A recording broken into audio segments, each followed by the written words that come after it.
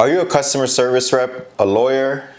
Maybe even you're an art student that's looking to get their break into the industry. If you're one of those things, but you want to transfer your skills over to UX and you don't know how, we can let you know how to do it. Let's talk about it.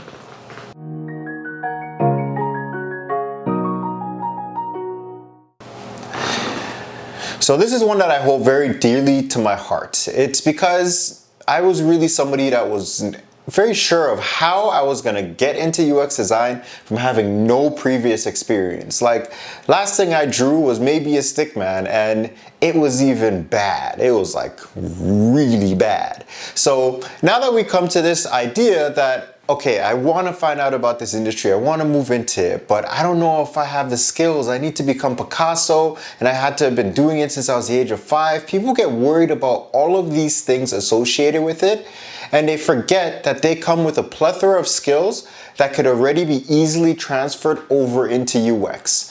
Yes, we have to worry about the hard skills. That's something that we're not gonna be able to escape.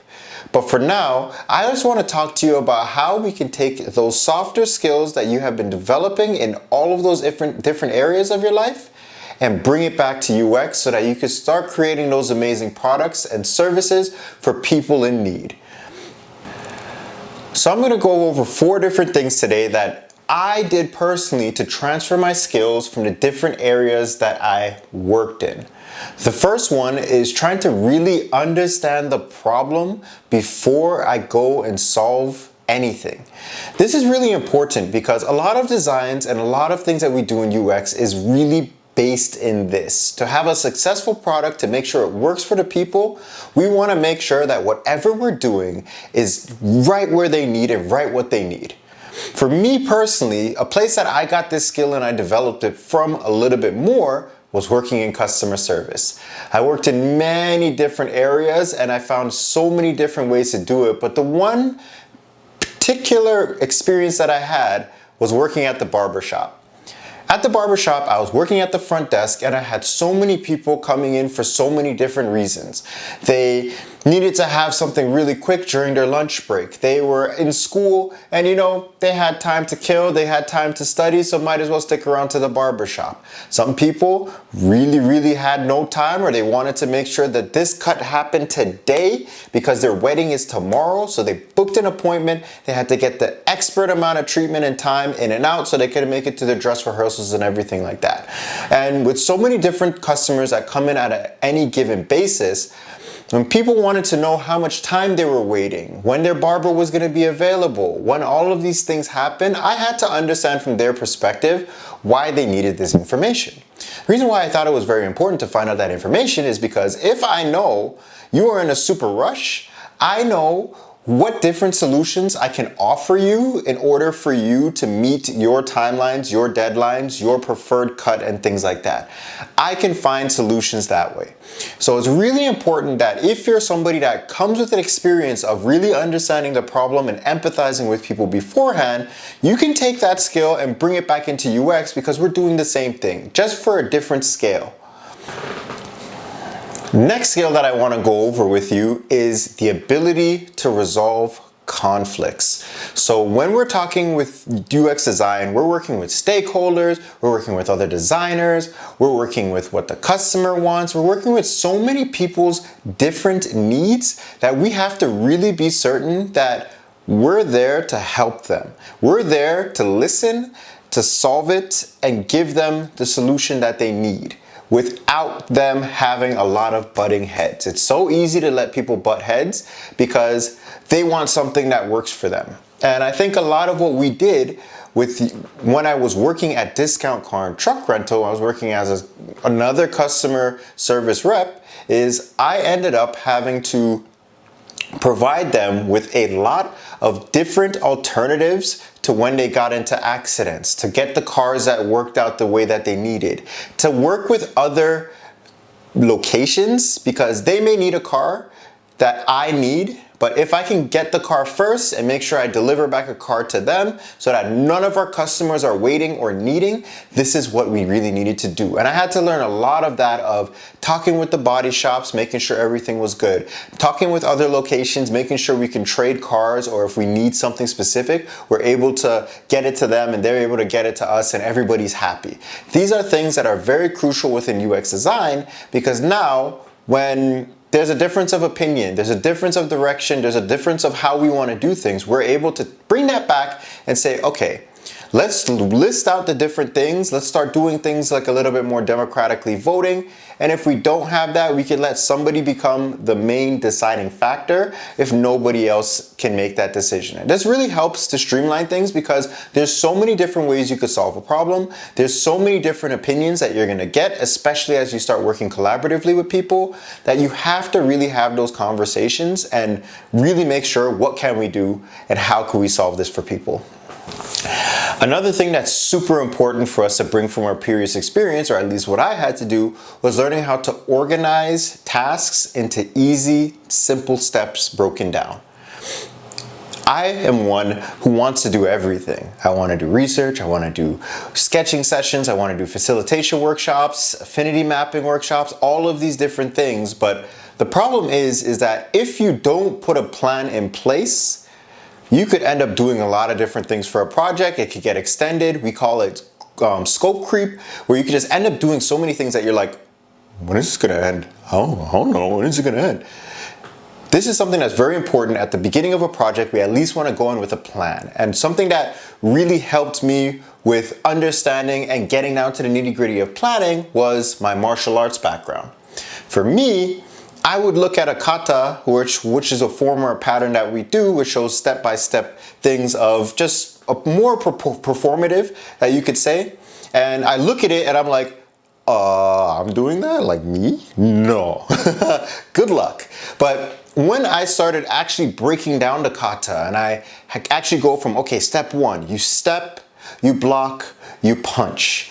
You step, you block, you punch. When you break it down little by little by little by little, and you actually plan it out, it'll be like, we're gonna learn these first 4 steps. When we learn these first 4 steps, we can move on to the next 4 steps.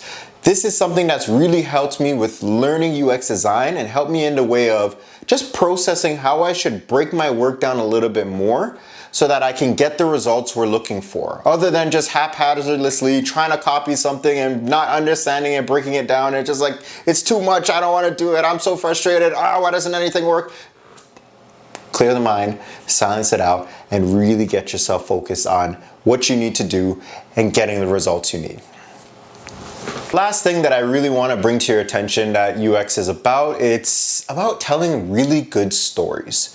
So when it comes to UX design, what we want to do is we want to bring people into our designs, into the reasoning, into the feeling that everybody was feeling throughout that journey, so that we're all kind of getting the same base. And storytelling is one of the ways that we do it, because you want to let them know, like, hey, this is where our customers were. There was this problem. We have this solution which led to these results, and it's so much better for them. You're going to have to convince your stakeholders. This is going to be something that makes you feel motivated in your work, because you know you have a vision, you have a clear idea of what you want to do. And it's also a little bit better than just saying, like, this box is right here, this box is right there, and we just made a box here and chose green. It's like, why did you choose green? Because we really wanted them to feel that healthiness and earthiness that connected them to each other. Like, these type of things are what you're looking to do with your storytelling and bring it up. One of the areas that I really got a lot of storytelling background from was my time doing theater. I love acting. I skipped grades to go and be able to do grade 12 acting. I got the top acting award. You didn't see me in Hollywood, but hey, you're seeing me on YouTube right now. And one thing I really realized is that we control the narrative of those plays. So how we perform, how we show up, how we want the audience to feel, we are capable and controlling that. And that's something that I realize is super important in UX, because even when you're talking about making a flow from step by step by step, you're telling a story for them of, this is how you're going to go through it. Oh, this is something that's a negative action. We want to slow you down. We want to let you know. This is going to be something a little bit harder. Are you sure you want to do this? We're here with you when you're making those decisions. When you're going and you're doing your work and you're speaking with different stakeholders, you're telling people about why you chose certain things about your design, you want them to know and be like, oh my gosh, yeah, you know what? I could really understand why we made that decision.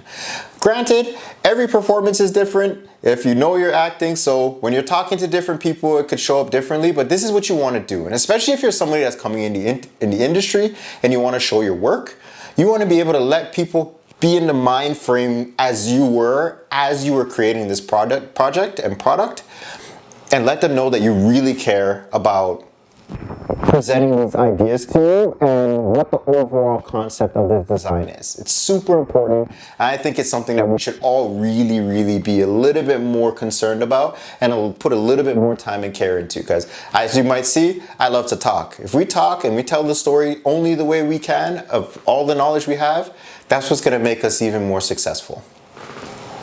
With this video about you, I want to go and let you take away a few things that you could bring back to your own practice and really understand how you fit within all of this. First thing that I'd like to say is that take whatever job you have and just assess the different skills you have.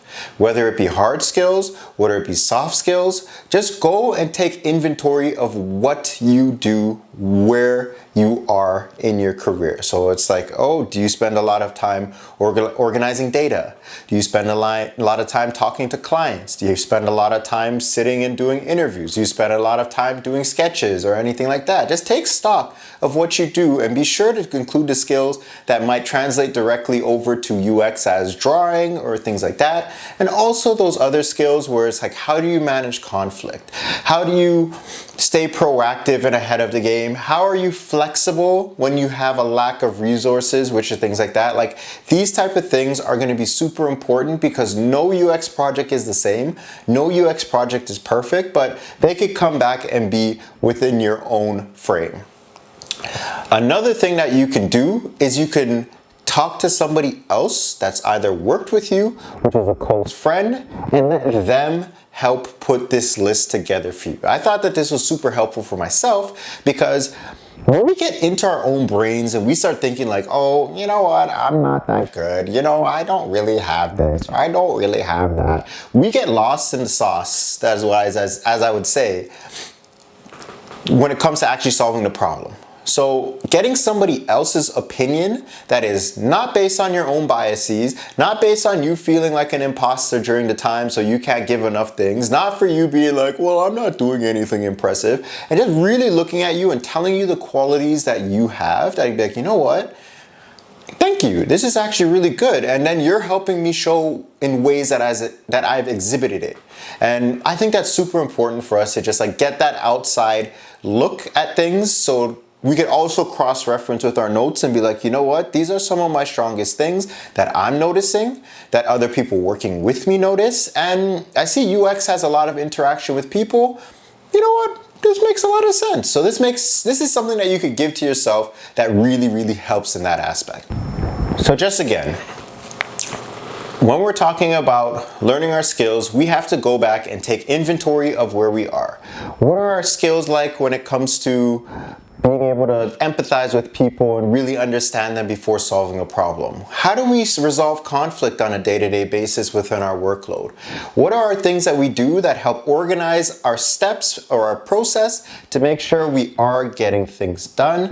And how do we tell convincing stories for other people to believe it? These are things that I brought up, at least today, to show you how these transferable skills brought into UX, but think about more for yourself.